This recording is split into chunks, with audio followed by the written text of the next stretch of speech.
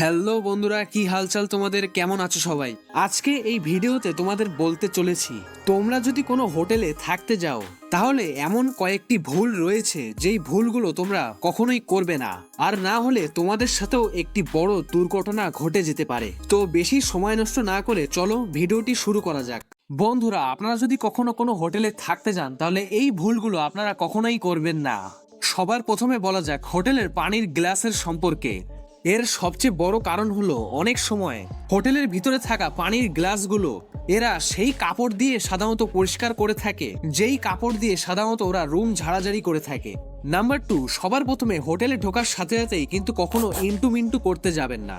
এর সবচেয়ে বড় কারণ হলো হতেও পারে সেই হোটেলে রুমের ভিতর লাইটে কিংবা প্রেকে কিংবা অন্য অন্য গোপন জায়গায় স্পাই ক্যামেরা লাগানো থাকতে পারে, যার ফলে দিন শেষে দেখা যাবে আপনার ওই ইন্টু মিন্টু করার ভিডিও ফেসবুকে লিঙ্ক পাওয়া যাচ্ছে।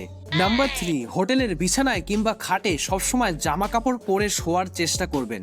এর সবচেয়ে বড় কারণ হলো হোটেলের ভিতর থাকা কাজের লোকেরা বেশিরভাগ ক্ষেত্রেই শুধুমাত্র স্প্রে মেরে চাদর ও বালিশগুলোকে পরিপাটি করে রেখে দেয়, আর ওরা বেশিরভাগ ক্ষেত্রে ওই চাদর ও বালিশকে ততক্ষণ পর্যন্ত পরিষ্কার করে না যতক্ষণ পর্যন্ত ওই বালিশ আর চাদর পুরোপুরিভাবে ময়লা হয়ে যাচ্ছে।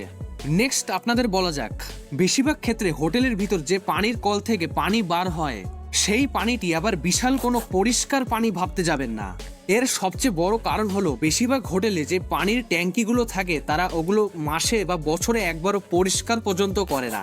লাস্ট, আপনি যদি কোনো ছোটখাটো বা লো কোয়ালিটির কোনো হোটেলে থাকতে যান তাহলে আপনার ওই রুমের ভিতরে থাকা আয়নাগুলোকে খুব ভালোভাবে চেক করে নেবেন।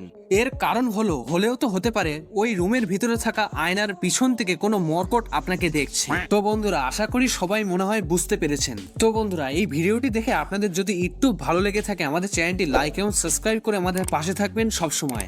দেখা হবে কোনো পরবর্তী ভিডিওতে। আপাতত বাই বাই।